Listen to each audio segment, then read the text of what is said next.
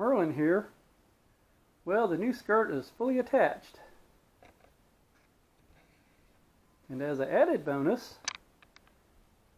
Monday we're going to go to Clearwater, Florida and pick up a lift engine for the front. So yeah, the decision's been made. It will have a front lift engine, which now lets me know what I need to do as far as finishing off the back thrust area.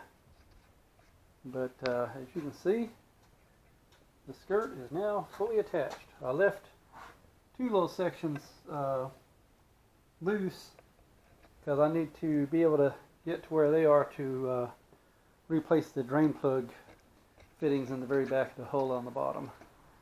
But that's only 4 zip ties to finish that up. So yeah, I would say that the skirt is now fully attached, and won't be long. Just got to get the drive line all set up.